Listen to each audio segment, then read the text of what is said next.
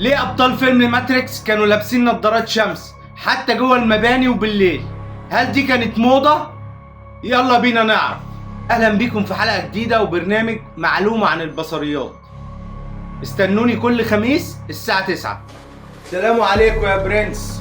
وعليكم السلام يا سيدي. ايه ده، انت لابس نظارة شمس بالليل ليه؟ ايوه عشان محدش يعرف بفكر في ايه. ليه، هو انت مورفيوس ولا انت كنت بتصور جزء جديد في ماتريكس؟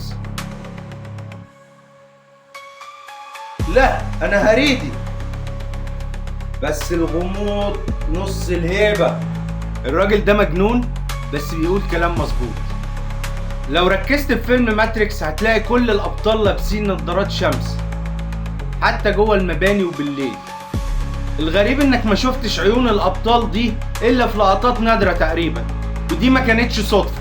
تقريبا مخرج الفيلم كان عايز يوصل رسالة عن طريق النضارة الشمس. لما ما تشوفش عين الشخص مش هتعرف بيفكر في ايه. يا ترى بيقول الحقيقة ولا بيخدعك؟ وده تقريبا كان احساس فيلم ماتريكس. الفيلم كان بيسأل سؤال واحد، وهو هل اللي انت شايفه هو الحقيقة فعلا؟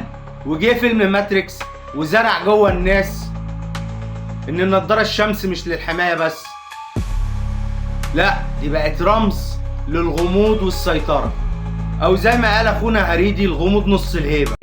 هي اللي بتكشف الحقيقة، وفي فيلم ماتريكس النضارة الشمس كانت بتخفيها. وده يفكرنا بحلقة كنا عملناها عن قضاة الصين. نفهم من كده ان قطعة صغيرة زي دي قدام عينك ممكن تخلي الناس تشوفك بطريقة مختلفة. يعني ممكن تكون جذاب لإحداهن، ممكن تكون عامل في نفسك حاجة وبتخفيها. شكرا. واخيرا، لو عايز نضارة حقيقية هتروح للبرنس على العربية.